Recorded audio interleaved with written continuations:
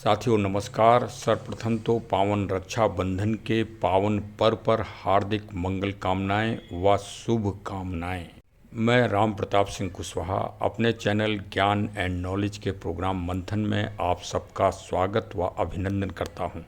आज बहुत ही हर्षोल्लास का ये दिवस है और ये कार्य भी बहुत ही मंगलमय है कि आज ये प्रतियोगिता परीक्षा 2024 का आयोजन होने जा रहा है और ये इसका शीर्षक है रक्षा से ही रक्षा।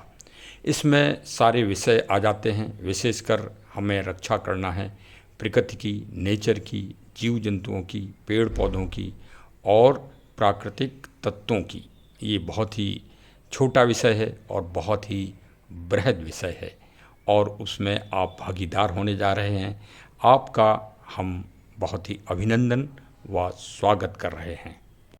परीक्षा पेपर में 18 प्रश्न हैं और बहुत ही प्रश्नों को सरल भाषा में और बहुत ही भावपूर्ण रूप से प्रश्न बनाकर रखा गया है और वास्तव में आपको अनुभूति भी होगी अलौकिकता की और बहुत ही अच्छा एक मोटिव भी मिलेगा, एक प्रेरणा भी मिलेगी और ये कई विषयों में आपको एक पारंगता भी प्राप्त होगी। आप बिल्कुल मन से और उल्लास से इन प्रश्नों को पढ़ें और अवलोकन करें और फिर शीघ्र से शीघ्र उत्तर उसका अपने भाव में विस्तृत विवरण के साथ दें। विस्तृत विवरण तो आप बाद में भी दे सकते हैं। अभी आप शॉर्ट में जो प्रश्न आपको पहले आ रहा है आप उसका उत्तर तुरंत दे दें, जिससे समय नोट हो जाएगा और उस समय के आधार पर वरीयता क्रम में आपका आकलन होगा।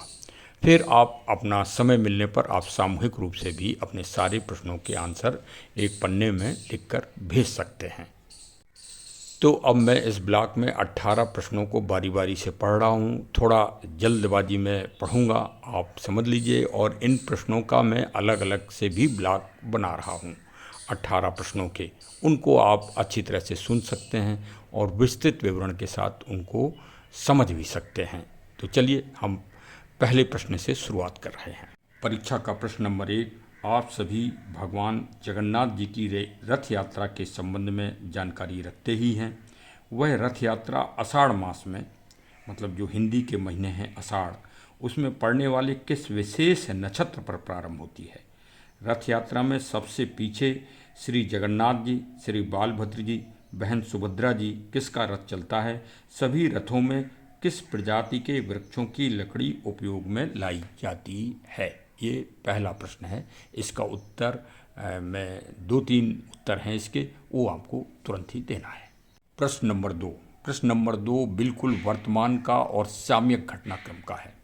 और सत्य बात तो यह है कि राम ऐसे अनादि हैं कि जो वर्तमान में भी हैं, भविष्य में भी रहेंगे और भूत में भी थे। अतः ये प्रश्न श्री राम लला जी से संबंधित है। मैं गंभीरता से सुनिए और तुरंत शीघ्र उत्तर दीजिए। प्रश्न यह है कि भगवान श्री राम लला जी के विग्रह मूर्ति स्टैचू का शिलापट कहाँ से लाया गया है। भगवान की मूर्ति विग्रह स्टैचू के स्वरूप की उम्र 5 साल के बालक के समरूप ही क्यों रखी गई है। क्या किसी शास्त्र ग्रंथ में बालक के रूप में पूजने व वंदना करने का विवरण है कि बालक स्वरूप का ध्यान करने से मंगल प्राप्त होता है और अमंगल दूर होता है। इसी के साथ यह भी जानकारी दीजिए कि कोविदार वृक्ष की पत्ती से श्री राम जी का क्या संबंध है। प्रश्न नंबर 3, चूँकि आज रक्षाबंधन ही है इसलिए रक्षाबंधन के महत्व पर जरूरी प्रश्न और ध्यानाकर्षण करना ही चाहिए। इस प्रश्न को भी बड़ी गंभीरता से और आनंद से सुनिए। बहुत ही सारगर्भित प्रश्न है। प्रश्न नंबर 3, रक्षाबंधन के पर्व से इस प्रश्न का महत्व बहुत बढ़ जाता है। अतः गंभीरता व आनंद से पढ़ें, समझें व उत्तर दें। सत्य तो यह है कि यह प्रश्न भारत में महिला सशक्तिकरण की श्रेष्ठता व सर्वोच्चता को सिद्ध करता है। 17वीं शताब्दी में मातोश्री के नाम से किस महारानी को जाना जाता था और किस रियासत की ये महारानी थीं। उनका पूरा नाम क्या था। उन्होंने अपने एकमात्र पुत्र को मृत्युदंड की सजा किस अपराध के कारण दी थी तथा उस पुत्र को मृत्युदंड से किस प्राणी ने बचाया था? किस प्राणी ने बचाया था?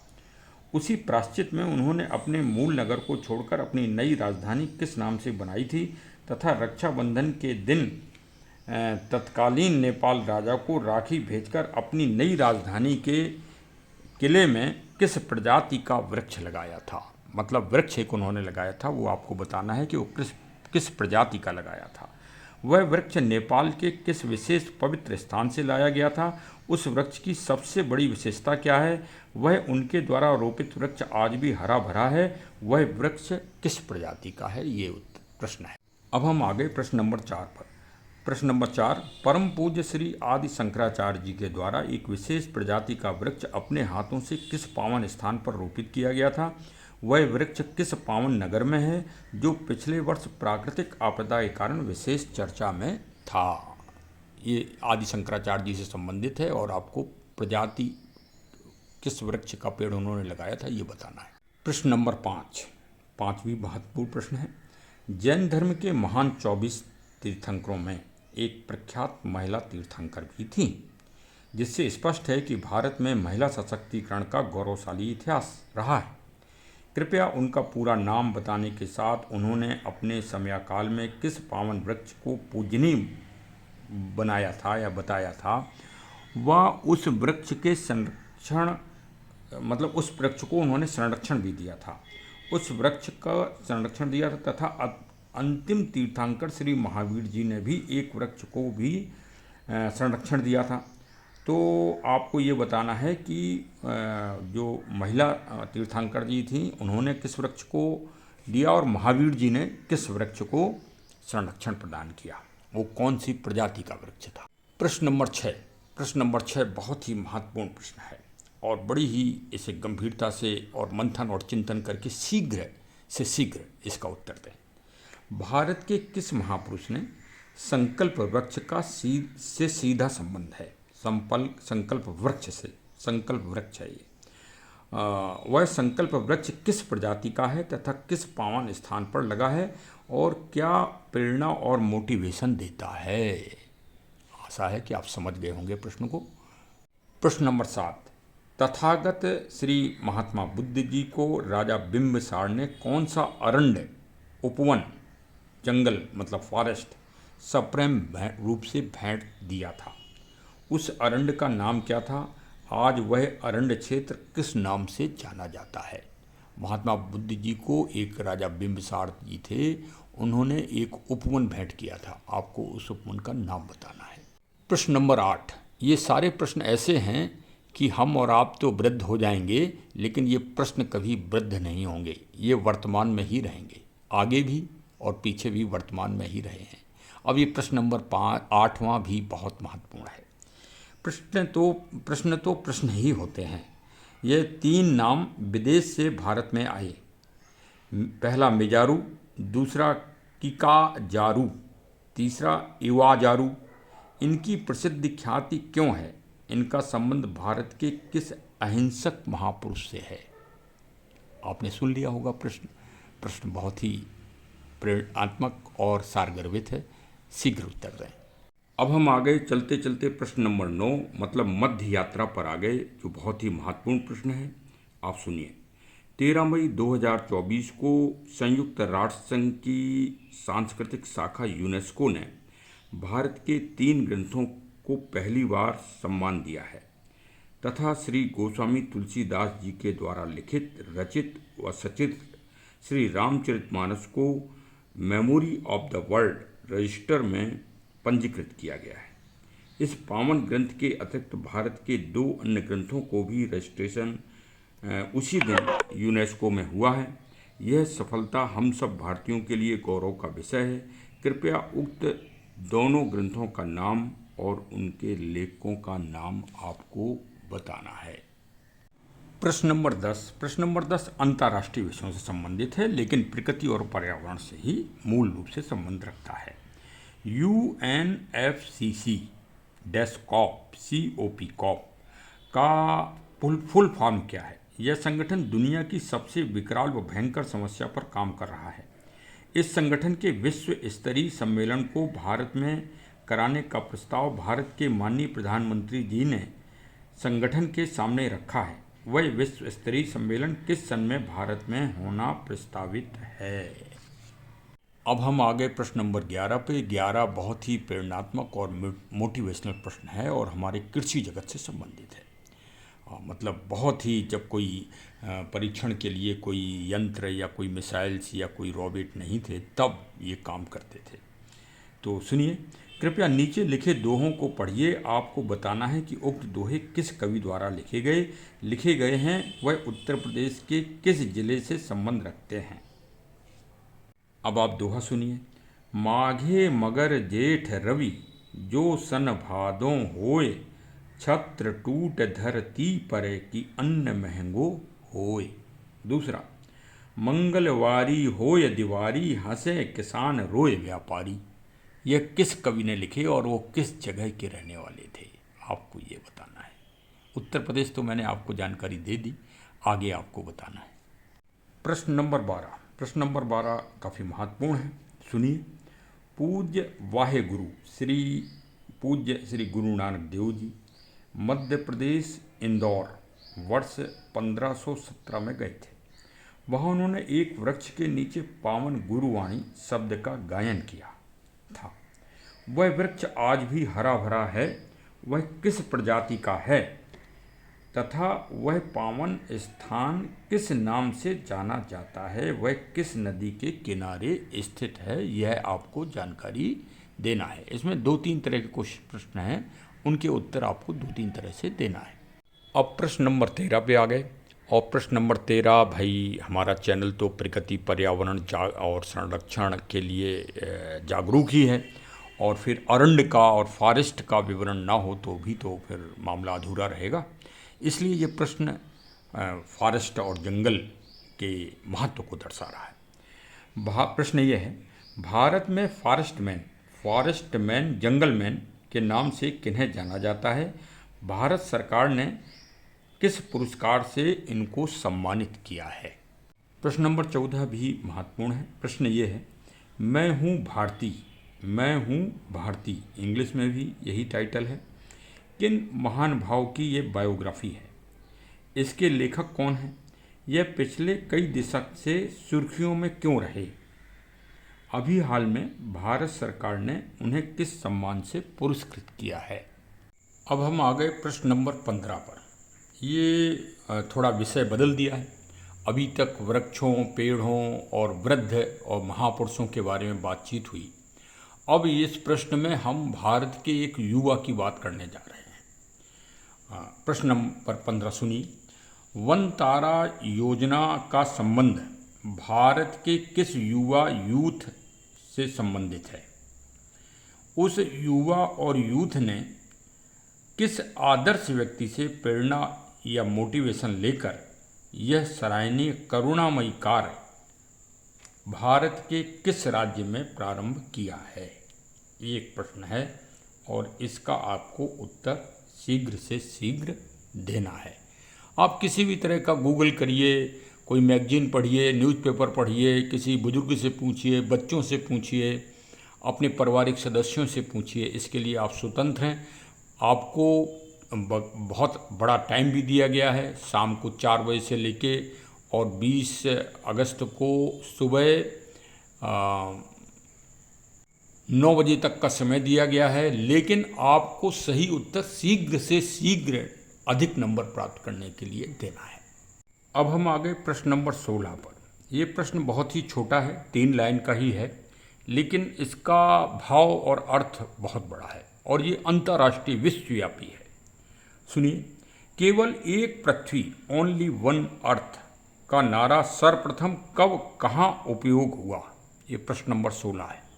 तो जल्दी से उत्तर दे दीजिए देख के और जानकारी करके। और ये तो भाई बहुत बड़ा नॉलेज और ज्ञान के लिए है। आप दुनिया के किसी भी समाज में, किसी भी स्थान पर अगर बैठें और इस प्रश्न की अगर आपको जानकारी है तो आप गर्व से हमेशा अपने आप को अच्छा महसूस करेंगे।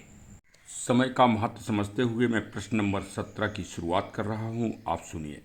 महाभारत युद्ध के 17वें दिन दो महान महारथियों के बीच महासंग्राम हुआ था। उस दिन कौरव सेना का कौन सा महारथी मारा गया? उस महारथी ने भगवान श्री योगेश्वर कृष्ण जी के सामने युद्ध की शुरुआत करने से पहले यह दो शर्त रखी थीं। पहली शर्त, यदि आज युद्ध में मैं वीर गति को प्राप्त हूँ, मतलब यदि ये वीर गति प्राप्त करेंगे, तो इनकी जो इच्छाएं थीं, जो शर्त थी, वो सुनिए। तो हमारी अंतिम क्रिया उस पावन स्थान पर आप करना या कराना जहाँ कोई पाप ना हुआ हो। आपने सुना कि जहाँ कोई पाप ना हुआ हो ऐसी जगह अंतिम क्रिया करना, तथा इसी के साथ तथा किसी मानव की अंतिम क्रिया भी वहाँ पर ना हुई हो, ऐसा पावन कोई स्थान हो।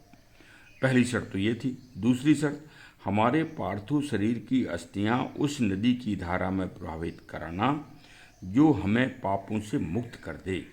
भगवान श्री योगेश्वर कृष्ण जी ने उस महारथी के उक्त वचनों को पूरा किया। कृपया उस महारथी का आपको नाम बताना है और उक्त दोनों पावन स्थानों के भी नाम आपको शीघ्र से शीघ्र बताना है। अब हम आ गए अपनी प्रतियोगिता परीक्षा के आखिरी पायदान पर। प्रश्न नंबर 18 भाई बहुत ही महत्वपूर्ण प्रश्न है और रक्षाबंधन पावन पर्व को ही समर्पित है। प्रकृति और पर्यावरण की दृष्टि से अवश्य गंभीरता से सुनिए।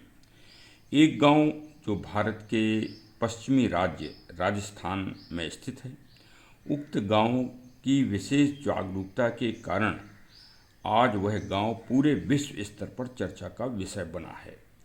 यहाँ विदेशी रक्षाबंधन के दिन, मतलब आज के दिन, क्या देखने व आनंद लेने आते हैं, मतलब भ्रमण करने आते हैं, विजिट करने।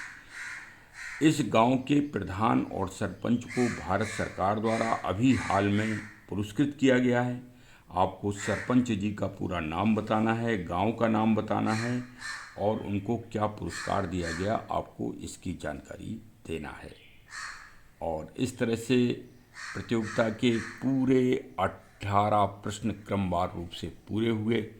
आप जरूर इसमें अवश्य भाग लें और बच्चों सहित भाग लें, परिवार के सदस्यों के साथ भाग लें। ये आप एक तरह से दुनिया में सबसे बड़ा कार्य, अगर कोई प्रकृति कार्य है तो प्रकृति का संरक्षण है, नेचर का संरक्षण, जिससे भविष्य और सृष्टि तथा मानव कल्याण निहित है। तो अवश्य आप भाग लेकर हमारी संस्था को, हमको तथा सृष्टि को अनुग्रहित करें। बहुत बहुत धन्यवाद कि आपने आज अपनी व्यस्तता से समय निकालकर इस प्रतियोगिता में भाग लिया। आपकी सफलता की हम पूरी तरह से कामना ईश्वर से करते हैं कि आपको इस प्रतियोगिता में असातीत सफलता प्राप्त हो। जय हिंद, जय हिंद। और हमारे चैनल को सब्सक्राइब करें और मिलने जुलने वालों को भी ये जागरूकता की एक श्रृंखला के रूप में भेजते रहें। बहुत बहुत धन्यवाद। जय हिंद, जय हिंद, जय हिंद। आपका दिन आज का बहुत बहुत मंगलमय हो। शुभकामनाओं सहित।